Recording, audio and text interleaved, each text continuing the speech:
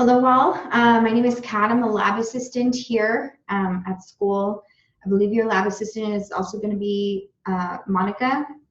All of our information is going to be on your syllabus, phone numbers, email, how to contact us at the lab if you have any questions. Please feel free to email us. There's no stupid question. We will help you as much as we can, okay? Today is going to be your first lesson of the semester, and we're just going to go over the basics of how to get started with CASE, how to start your homework, how to name and label your homework, how to email it to us so that it can be graded and we can go off from there, okay? So I'm going to go ahead and pull up Case Catalyst. If you want to pull it up, you can follow along, or if you just want to watch, and you can do it on your own time later.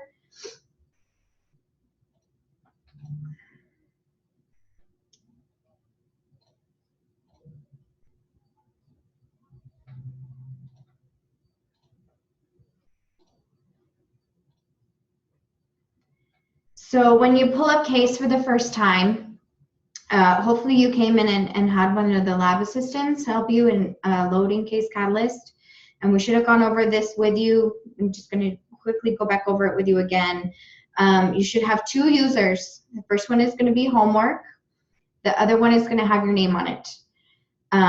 Obviously, when you're starting out, we want you to use the homework one. Everything's going to come out in steno. On the one that is labeled with your name, it has the dictionary loaded, and that'll come out in English. But please, please, please do your homework in the homework user. When you're basically learning this new language, you need to be thinking in steno, reading steno, writing in steno.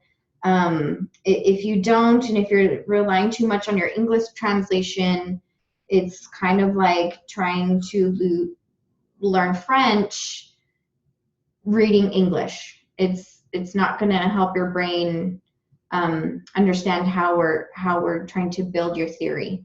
So once you go into your homework user, go to translate. Have your steno machine set up. Have it plugged in. Hopefully you came in and one of the lab assistants showed you how to do all of that as well. If you have any problems with it, please let us know again. So the first thing you're going to do is come in here to translate. The steno source, you're going to do the drop down and go to writer. This is with your machine set up and connected to the computer. When you go to name your file, please, please, please, please put your name, put your initials, put some kind of marking so that we know whose homework is whose. Otherwise, we get 15 homeworks and we have no idea which one is which. So please, please put your initials, put your name, do whatever you want to do. But when you name the file, if you get in the habit of as soon as you name the file, just put your name on it. And then I can name it, this is the first day's homework. If you're splitting it up into separate files, if you have to split your homework up for any reason, you can name it 2-3 or, whatever homework you're doing for that day. For me, I'm just going to go ahead and do it as the whole day's homework. Again, with my name, with my initials, something on there to label it, okay? When you click OK, it's going to give you this. The first time you translate, you must set up your options. If we've already done this for you, you can go ahead and skip this part. If we haven't, when you click OK, when you come in here, click the A/N resolution. When we do grade your papers, if you put the wrong A, if you put an "an" instead of an A, it is an error. And we do teach you, some theories they didn't have a way to differentiate between the two. We do in STEM Ed, so please click that one. Most of the rest of these you're not even going to worry about. Your writer, if you have one of the waves, if you're connected USB, obviously you're going to use the Stenograph Writer USB. There's also the serial Bluetooth. We should tell you when we set up, again, one of the lab assistants, if you have any questions, please call us. Most likely you're going to be Stenograph Writer USB. You can next through all of these. They're all going to populate the way they should be to begin with. And it's going to bring you back into this translate screen. Make sure your name is on it. It's going to tell you, wait, we can't locate a dictionary. That's fine. We don't want you to have a dictionary in your homework user as well, okay? Stroke any key to begin. So you're going to notice on this one that all of everything comes out in steno. This little slash just means it's a new stroke. So that's your basics of how to start that. And I believe you guys start on page 10. So if you start your homework, PF is initial P, final F. It's your left hand middle finger and your right hand first finger, and that's paragraph. So whenever you're doing your homework, we'll start with page 10 if you want to follow along. STPHSKWRHPTSRWKS. So you'll notice on your homework page it says do page 10, listen 2-1, 5 times perfect each row. So that's my first row that I just did perfect. And now I can do PF, PF, PF to separate the two. And I forgot to tell you this. Let me tell you as well. This is your Breathe It pane that comes up. It's going to do you no good in your homework user, so you might as well just go ahead and close that. You'll learn how to use it a little bit later when we start doing your testing, and you'll start seeing it'll give you reminders that there are briefs for things that you're stroking out. So for now, just go ahead and close that. You can see all of your homework. So you'll see this is my first row, STPHSKWRHPTSRWKS. Now it says I have to do it 5 times. So I'm going to do those. And I went a little too fast and it didn't like that, sorry.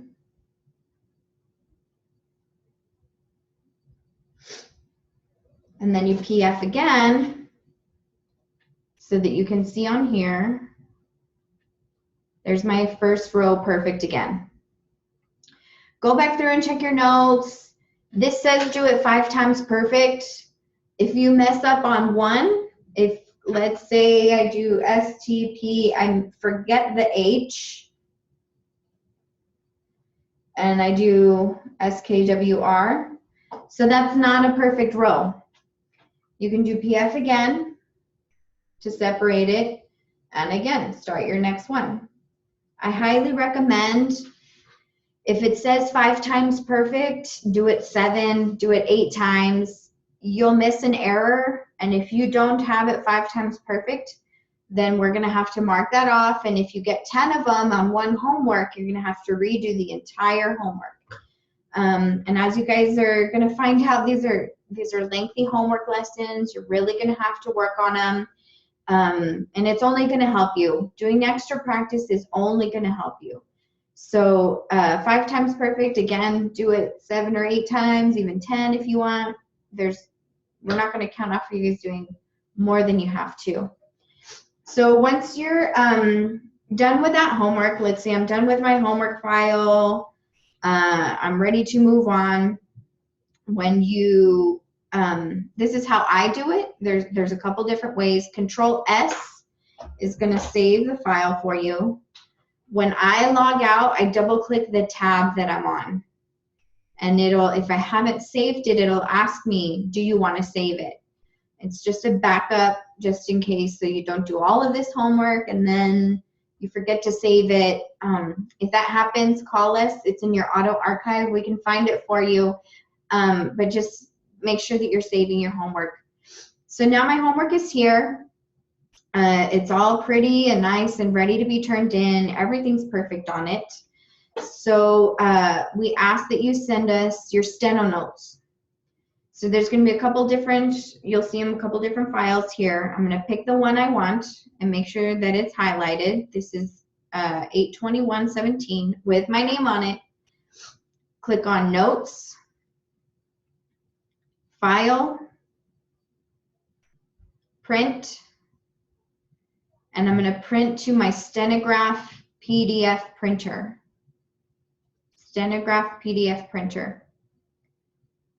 Don't press save. It won't work. We won't be able to read your homework. Remember, Notes, Print, Stenograph PDF printer.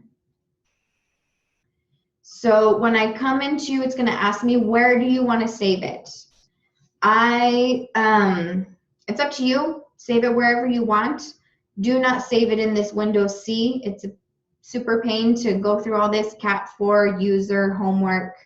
I recommend getting a removable disk, a flash drive, whatever you want to save it to. If you want to save it to your desktop, that's fine. I like having a flash drive because if my computer, something happens to my computer, I can still come into the lab and do my homework in there. So I'm going to make my homework folder. And I'm going to save my file in there. Now, when I'm ready to email it, I just go into my email, say attach file. It's going to ask me where do I want to attach it from. And look, there's my homework, and I can just attach that file and send in my homework. If you have any questions with that, please call us and let us know. We can walk you through any of that kind of stuff as well. Go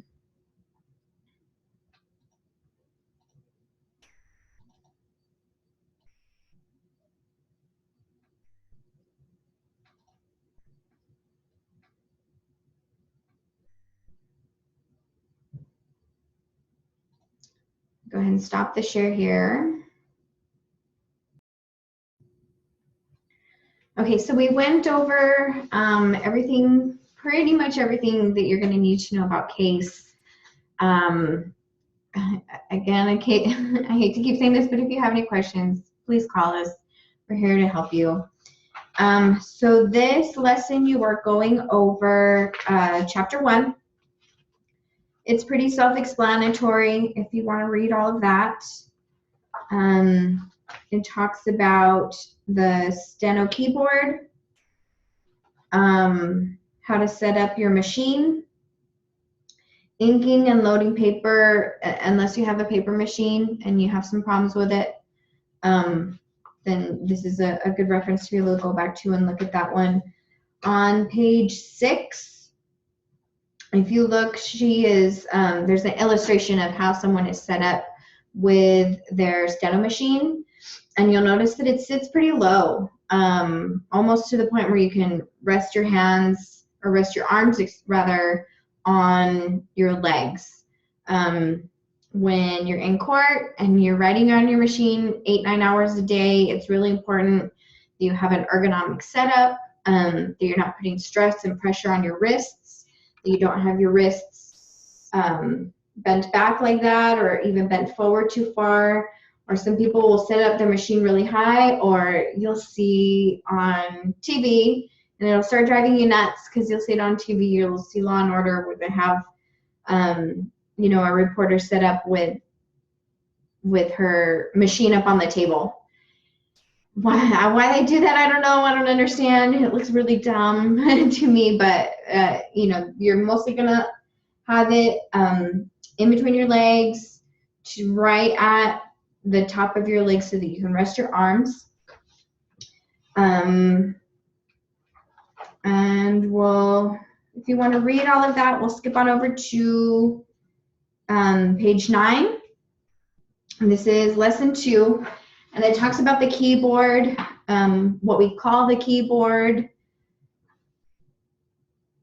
familiarizing yourself when we say initial side. So the STPH, SQWR, all on your left hand is going to be the initial side, and then of course the rest of it is going to be your final side. And you want to make sure when you set up that you always have that first finger on the F. A lot of times we'll set up either too far over to where your pinky's on that D. You want your pinky to be on the T, and then you can reach your pinky over to the D when you need to. And it explains all that on here. When you start out, you're going to have your hands resting on the upper bank, the STPH, or feeling the crack right in the middle. You don't want to be too low, because once we start using that number bar, it's too far of a reach to get up there. So make sure you have a good setup to start with. And then we start with the initial side of the keyboard on page 10. And again, you want to make sure that you're isolating those fingers when you're pressing them down so that you're not getting a couple different strokes at a time. So this, hopefully you've got the keyboard in advance and hopefully you have it memorized. We'll go ahead and do real slow dictation on those. And that's pretty much all we're gonna do for today. So if you want to go ahead and get your keyboard out, your steno machine out, get it set up. And we'll do just a little dictation on that one. Ready? So again, this is only going to be your left hand.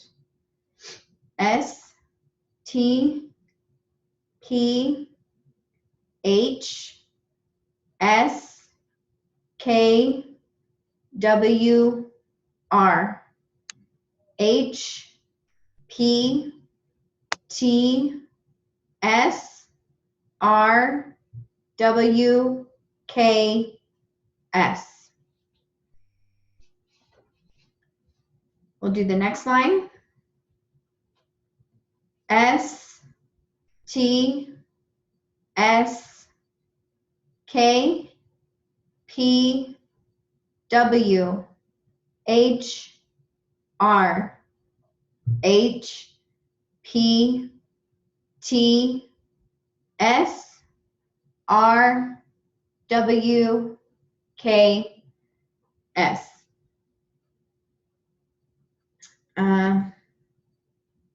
I want to give you guys a tip, I guess, or a pointer. Really try and stay on top of this. I understand that things happen. I've got 2 kids at home. Sometimes they get sick and you can't practice that day, or you can't do your homework lesson that day. Really, really try and stay on top of it. It's a lot of work, and if you get a little bit behind, it's really hard to catch up. So with that being said, we'll go back and do those first 2 rows again, okay? S, T, P, H, S, K, W, R, H, P, T, S, R, W, K, S. S, T, S, K, P, W, H, R, H, P, T, S, R, W, K, S. We'll go down to the next row. Make sure you know where your O and your A are. O and your A's are. Anyways, so we'll do that next row. Ready? O, A, S, T, P, H, S, K, W, R, A, O, H, P, T, S. The next line. S T A S T O K W A K W O P A O T. We'll do those 2 lines. I'll do them together and a little bit faster. Just hang on, okay? Ready? O A S T P H S K W R A O H P T S S T A S T O K W A K W O P A O T. Take a break for a second.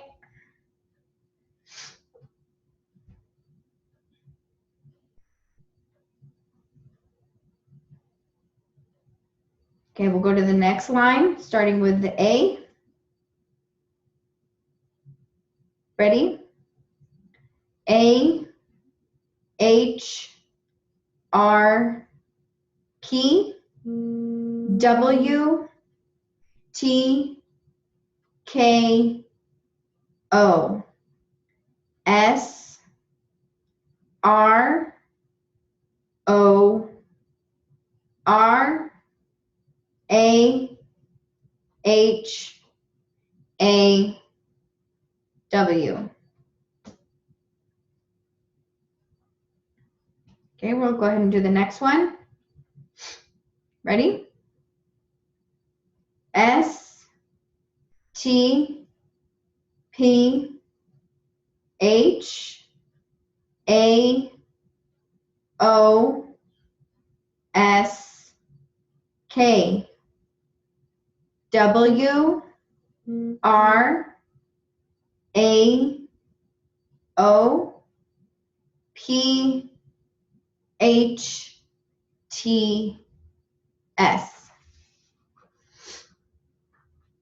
So I know you guys can see the keyboard above me as well. I don't know if you guys also got the handout that has the keyboard there. If you need to, if you don't have them under your fingers yet, if you don't have them memorized, go ahead and look at this one. Don't look at your fingers. It's not going to help you. Eventually, we're going to take this down, so you'll have to have them memorized. But for this week, really make sure that you're getting the right keys under the right fingers, that you have them 100% right, okay? We'll move on to that last row there. Ready?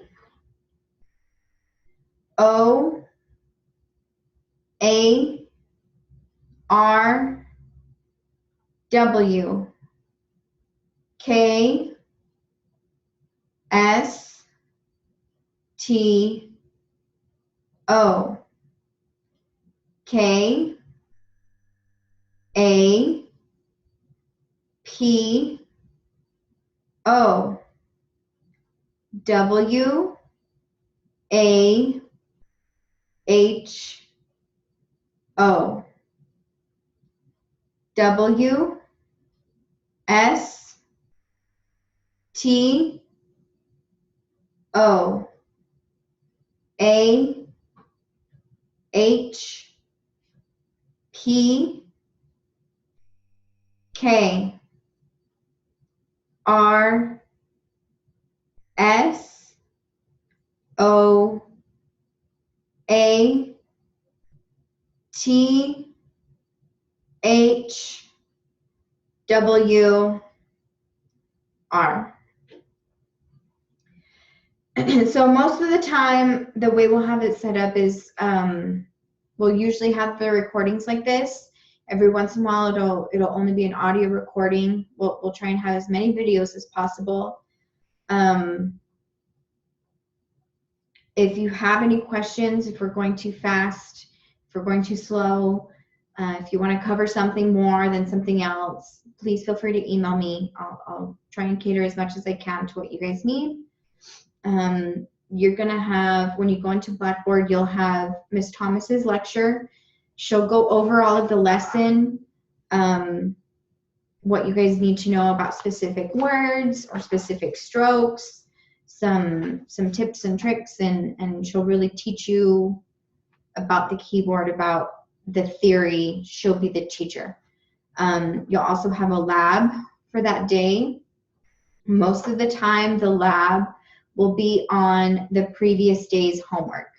So like when you turn in lesson 2-1 and 2-2, the next day will be the recordings for the lab of 2-1 and 2-2. And we'll push speed, and I'll push you guys because I know you can do it, and you have the advantage of being online and being able to practice what you need to practice rather than being in the classroom. And I really think we can push you guys in and help you to succeed and get you out quickly. With that being said, this lesson is going to be a little bit short. Most of them will be about 50 minutes, about an hour. But I'm going to cut this one short because there's not a whole lot of material and I don't want to overwhelm you. Again, any questions, concerns, please email me, kblancha, BLANCHA, @epcc.edu. You will also have Monica's email and phone. You'll have the lab phone number as well on your syllabus.